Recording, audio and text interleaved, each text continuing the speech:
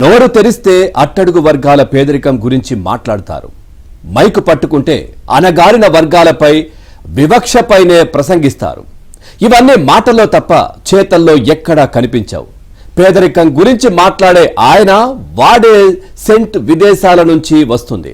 చేతికి పెట్టుకునే వాచ్, చేతిలో పట్టుకునే సూట్ కేసు లక్షల ఖరీదు చేస్తాయి. సూటు బూటులో ఆయన బ్రాండే వేరు. ఎక్కి దిగే విమానాలు, బస చేసే హోటళ్లు ఏవి ఆయన చెప్పే నీతులకు దగ్గరగా ఉండవు. జగన్ ప్రభుత్వంలో అడ్డగోలుగా వ్యవహరించి అఖిల భారత సర్వీసు నిబంధనలు ఉల్లంఘించి సస్పెండ్ అయిన సిఐడి ఫైర్ విభాగాల మాజీ చీఫ్ పివి సునీల్ కుమార్ లీలలు తవ్వే కొద్దీ బయటకొస్తున్నాయి. తన వ్యక్తిగత విదేశీ ప్రయాణాలకు అగ్నిమాపక శాఖలోని సంక్షేమ నిధి నుంచి ఖర్చు చేశారని విశ్వసనీయంగా తెలిసింది.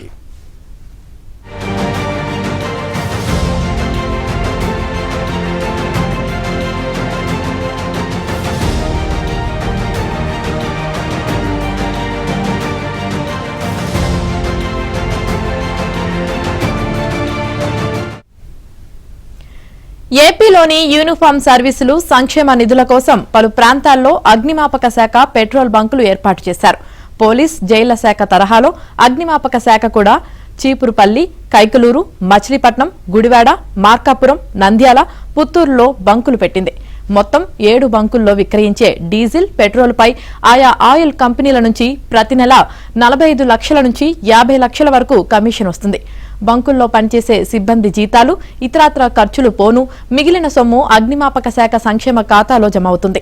ఈ డబ్బును ఫైర్ స్టేషన్లో కనీస వసతులకు, సిబ్బంది సంక్షేమానికి ఖర్చు చేయాలని బైలా చెబుతోంది.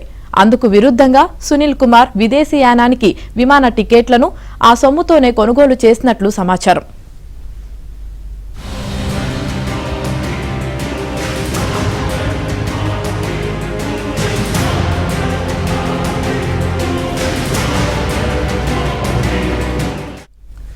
సిఐడి ఏడీజీ నుంచి 2022 జనవరిలో డీజీ పదోన్నతి పొందిన సునీల్ను కొన్ని రోజులు పక్కన పెట్టిన జగన్ ప్రభుత్వం 2023 మార్చిలో అగ్నిమాపక శాఖ డీజీగా నియమించింది.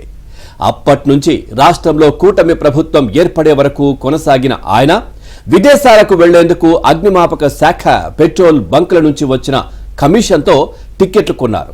అంతటితో ఆగకుండా విదేశాల్లో కొనుగోలు చేసిన సెంట్ సీసాలు, ఖరీదైన సూట్ కేసు సైతం ఇవే డబ్బుతో కొనుగోలు చేసినట్లు తెలిసింది. రాష్ట్రంలో ఆయన నడిపిస్తోన్న స్వచ్ఛంద సంస్థ సమావేశాలకు సైతం ఇవే నిధులు ఖర్చు చేశారని, సభలో పాల్గొనే వారి భోజనాలు, ఇతరత్రా ఖర్చులకు 60 లక్షల వరకు వ్యయం చేశారని సమాచారం. టీడీపీ కూటమి ప్రభుత్వం వచ్చాక 2024 జూన్ 21న ఆయన్ను బదిలీ చేసింది. ఎక్కడా పోస్టింగ్ ఇవ్వలేదు.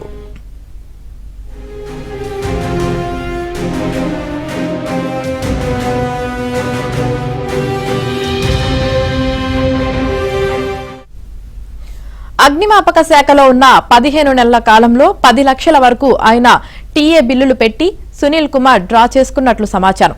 వాస్తవాలు ఇలా ఉండగా వైసీపీ అధికారంలో ఉన్నప్పుడు రాజకీయ ప్రత్యర్థులపై కక్ష సాధింపులకు ఆయుధంగా సునీల్ ను ఉపయోగించుకున్నారు. జగన్ కు చెందిన రోత పత్రిక మాత్రం దళిత అధికారులపై కూటమి ప్రభుత్వం కక్ష సాధింపు అంటూ రాస్తుంది. సునీల్ కుమార్ డీజీగా ఉన్నప్పుడు అగ్నిమాపక కార్యాలయం పైన ఆయన స్వచ్ఛంద సంస్థ సమావేశాలు తరచూ జరిగేవి. వాటి సీసీ ఫుటేజ్ తీస్తే గుట్టుమట్లు బయటపడే అవకాశముందనే వ్యాఖ్యలు వినిపిస్తున్నాయి.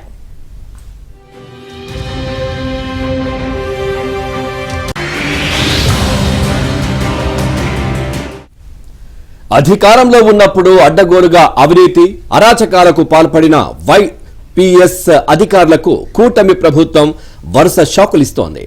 అగ్రిగోల్డ్ డిపాజిటర్ల పేరిట అక్రమాలకు పాల్పడిన సిఐడి మాజీ చీఫ్ పివి సునీల్ కుమార్ పై ఏసీబీ కేసు నమోదు చేశారు.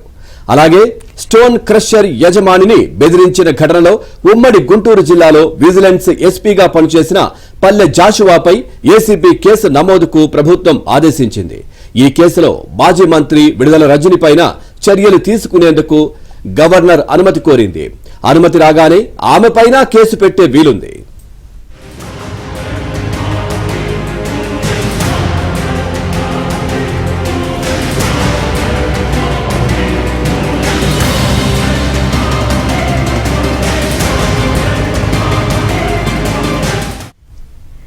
మాజీ మంత్రి విడుదల రజనీపైన ఏసీబీ కేసు నమోదుకు రంగం సిద్దమైంది. గత ప్రభుత్వంలో చిలుకలూరిపేటకు చెందిన లక్ష్మీ బాలాజీ స్టోన్ క్రషర్ యజమాని చలపతిని బెదిరించి 2 కోట్ల రూపాయలు వసూలు చేశారు.